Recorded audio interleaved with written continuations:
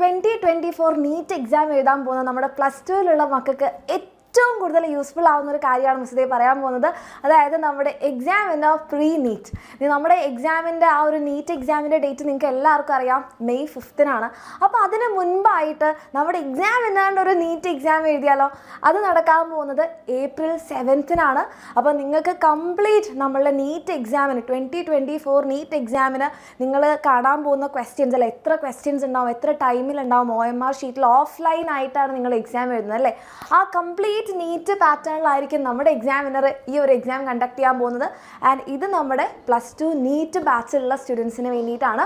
Okay, അപ്പോൾ നിങ്ങളുടെ ആ ഒരു മെയിൻ ആയിട്ടുള്ള നമ്മുടെ നീറ്റ് എക്സാമിന് വേണ്ടി എഴുതാൻ വേണ്ടി പോകുമ്പം നിങ്ങൾ വരുത്താൻ സാധ്യതയുള്ള എല്ലാ മിസ്റ്റേക്സും നമുക്ക് മാറ്റിയിട്ട് ഇവിടെ വെച്ച് തന്നെ കറക്റ്റ് ചെയ്തിട്ട് നമ്മുടെ May 5th നടക്കുന്ന നീറ്റ് എക്സാം തകർത്ത് എഴുതാനുള്ള ഒരു ഏറ്റവും യൂസ്ഫുൾ ആയിട്ടുള്ള കാര്യമായിരിക്കും നമ്മുടെ എക്സാമിനറിൻ്റെ ഈ ഒരു പ്രീ നീറ്റ് എക്സാം എന്ന് പറയുന്നത്.